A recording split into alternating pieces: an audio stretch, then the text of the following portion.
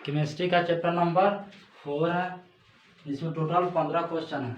ये choose the correct option था ये, ठीक है। और इसके बाद आएगा ट्रू फॉल्स, उसके बाद आएगा फिल इन द ब्लैंक। तो पहला पॉइंट था कि choose the correct answer. Choose the correct answer का पहला क्वेश्चन है, फादर ऑफ एटम की उपाधि किसको मिली थी? फादर ऑफ एटम की उपाधि किसको मिली थी? तो डाल्टन को। फादर ऑफ एटम की उपाधि डाल्टन को मिला था। उसके बाद कैथोड किरणें हैं, तो कैथोड किरणें ऋण आवेशित होती है। कैथोड किरणें कैसे होती है? धन आवेशित या ऋण आवेशित? तो ऋण आवेशित होती है। जब इलेक्ट्रॉन का प्रहार एंटी कैथोड पर होता है तब क्या प्राप्त होता है? तो जब इलेक्ट्रॉन का प्रहार एंटी कैथोड पर होता है तब एक्स किरण निकलता है। राइट आंसर हो जाएगा इसका एक्स किरण। नेक्स्ट है, एक्स किरणों की तरंग की लंबाई होती है। एक्स किरणों की तरंग की लंबाई कितनी होती है? तो इसका हो जाएगा राइट आंसर 10⁻⁻8 सेंटीमीटर। एक्स किरणों की तरंग की लंबाई होती है 10⁻⁻8 सेंटीमीटर। राइट आंसर क्या चूज कर लेंगे? 10⁻⁻8 सेंटीमीटर। नेक्स्ट है, एक परमाणु की त्रिज्या होती है। एक परमाणु की त्रिज्या कितनी होती है? तो 10⁻⁻8 सेंटीमीटर होती है। Na23 में न्यूट्रॉन की संख्या है, तो न्यूट्रॉन की संख्या इसमें 12 है। Na सोडियम 23 में इसकी परमाणु संख्या 11 होती है। तो सोडियम 23 में न्यूट्रॉन की संख्या कितनी होगी? तो 12 होगी। सोडियम का परमाणु क्रमांक होता है 11। द्रव्यमान संख्या बराबर होता है, तो द्रव्यमान संख्या बराबर होता है N+P, यानी कि द्रव्यमान संख्या बराबर होता है न्यूट्रॉन प्लस प्रोटॉन। द्रव्यमान संख्या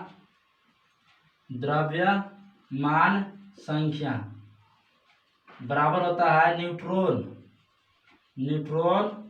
प्लस प्रोटॉन। तो द्रव्यमान संख्या बराबर क्या होता है? Neutron plus proton. उसके बाद है परमाणु के नाभिक में रहते हैं, तो परमाणु के नाभिक में N और P यानी कि न्यूट्रॉन तथा प्रोटॉन होते हैं। आगे क्वेश्चन यहाँ पे दिया हुआ भी है।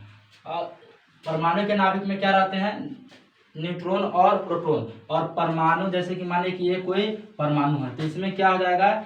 N और P हो जाएगा। और इसके चारों तरफ क्या चक्कर काटेगा? तो इलेक्ट्रॉन। और न्यूट्रॉन पर कौन से आवेश होता है? तो न्यूट्रॉन पर कोई आवेश नहीं होता है। न्यूट्रॉन पर कोई आवेश नहीं होता है।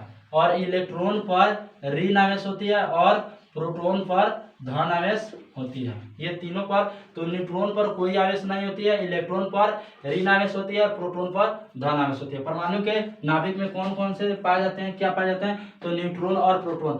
परमाणु और उसके कक्षा के चारों ओर क्या चक्कर काटते हैं? तो इलेक्ट्रॉन की संख्या। नेक्स्ट क्वेश्चन है, किसी कक्षा में अधिकतम इलेक्ट्रॉनों की संख्या होती है? तो 2n²। इसके द्वारा प्राप्त किया जा सकता है, जैसे कि इसका होता है 2, 8, 18 और 32।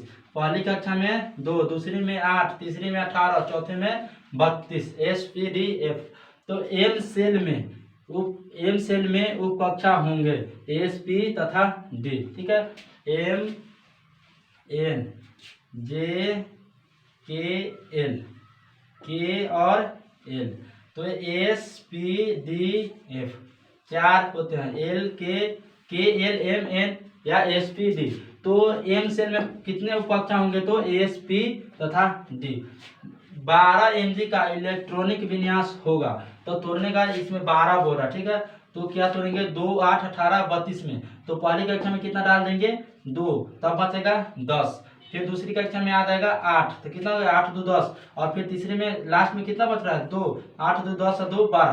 तो लास्ट वाली कक्षा में कितना इसका क्षमता है रखने का? 18, लेकिन इसमें आ कितना रहा है? 2, यानी लास्ट कक्षा में 2। तो पूछा जाएगा कि 12 Mg का इलेक्ट्रॉनिक विन्यास करने पर बाहरी कक्षा में इलेक्ट्रॉनों की संख्या कितनी होगी? तो 2 हो जाएगी। लेकिन यहाँ पर पूछ रहा है कि इसका इलेक्ट्रॉनिक विन्यास क्या होगा? तो 2, 8, 2 होगा।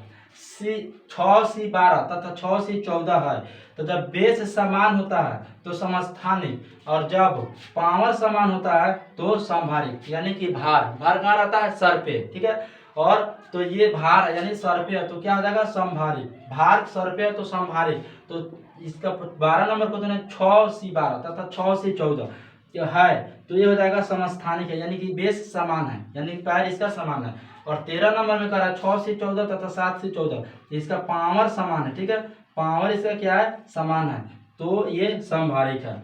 नेक्स्ट प्रोटॉन का आवेश होता है, तो प्रोटॉन का आवेश 1 प्लस में 1 इकाई होती है और इलेक्ट्रॉन का ऋण आवेश क्या होता है, तो 2 इकाई। इसको 2 इकाई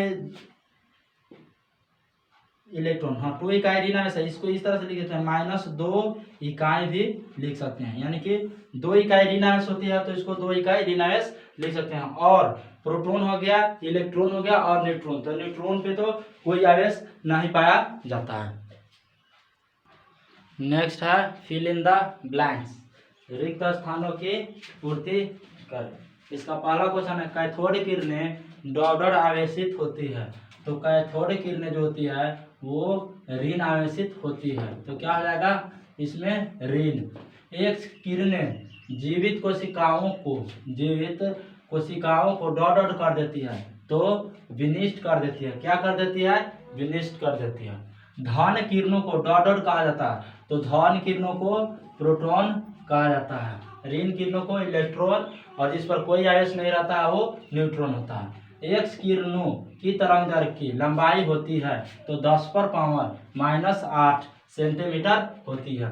नाभिक में मुख्यतः प्रोटॉन तथा न्यूट्रॉन पाए जाते हैं, क्या पाए जाते हैं, नाभिक में क्या होते हैं, तो नाभिक में न्यूट्रॉन तथा प्रोटॉन होते हैं और इसके चारों तरफ इलेक्ट्रॉन चक्कर लगाते हैं।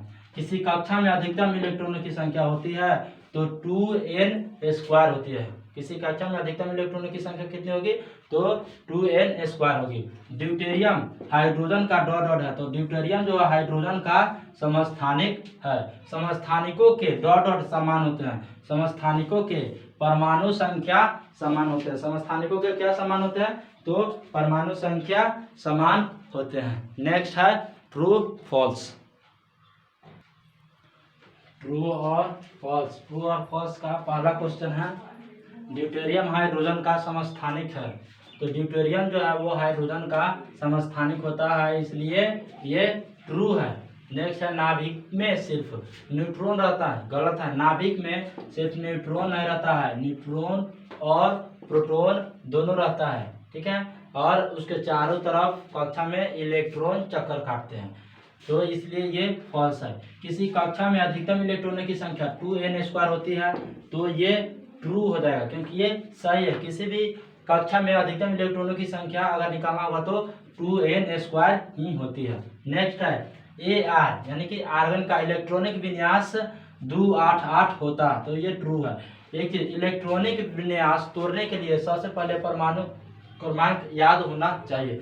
जब परमाणु क्रमांक मालूम रहेगा तब ही उसका इलेक्ट्रॉनिक विन्यास तोड़ सकते हैं, और इलेक्ट्रॉनिक विन्यास तोड़ने के लिए फार्मूला होता है 2n², या नहीं अगर याद रहेगा तो 2, 8 और 18 और 32 इस क्रम में तोड़ते हैं। पहले में 2, दूसरे में 8, तीसरे में अधिकतम 18 और चौथे में अधिकतम 32 होगा, ठीक है, तो इस तरह से तोड़ सकते हैं। तो परमाणु क्रमांक याद रहेगा तभी क्या तोड़ सकते हैं, इलेक्ट्रॉनिक विन्यास कर सकते हैं। 5 नंबर क्वेश्चन C 6C 14 एवं 7C 14 में ये क्या है, समस्थानिक है, तो ना ये फॉल्स हो जाएगा। समस्थानिक है, समभारिक है, यानी कि इसका भार समान है तो क्या हो जाएगा, समभारिक हो जाएगा, ठीक है, और पैर समान रहेगा तो वे समस्थानिक होंगे। 6 नंबर क्वेश्चन है 18 AR 40 19 K 40 तथा 20 CA 40 समभारिक है, तो ये ट्रू हो जाएगा क्योंकि सभी का जो बेस है बेस ये भार जो है, ठीक है, भार कितना 40 है, इसलिए ये समभारिक है, तो सही हो जाएगा। नेक्स्ट है 19 K 40 में न्यूट्रॉन की संख्या 40 होती है, तो ये फॉल्स है, ठीक है, इसलिए क्योंकि ये इतने न्यूट्रॉन की संख्या 40 नहीं होती है। नेक्स्ट है 15 P 31 तथा 16 S 32 सम न्यूट्रॉनिक है, तो ट्रू है, सम न्यूट्रॉनिक है। समभारिक का द्रव्यमान समान होता है, तो ट्रू है। समभारिक है तो उसका द्रव्यमान क्या होगा, यानी भार समान होगा। सम न्यूट्रॉनिकों की संख्या, न्यूट्रॉन संख्या असमान होती है। सम न्यूट्रॉनिकों की न्यूट्रॉन संख्या क्या होती है, असमान होती है, तो ये फॉल्स है। जब सम न्यूट्रॉनिक है, पहले ही क्वेश्चन करा कि न्यूट्रॉनों की संख्या बराबर है, सम है, सम मीन्स क्या होता है, बराबर है, तो जब सम न्यूट्रॉनिक है तो उसका न्यूट्रॉनों की संख्या समान नहीं होना चाहिए, तो इसमें कह रहा है असमान है, इसलिए ये क्या हो जाएगा, फॉल्स हो जाएगा। सो इस तरह से ये चैप्टर समाप्त हुआ। फिर नेक्स्ट अगले वीडियो में इसका अगला चैप्टर बताएंगे, तब तक वीडियो में बने रहें, लाइक और शेयर जरूर करते हैं।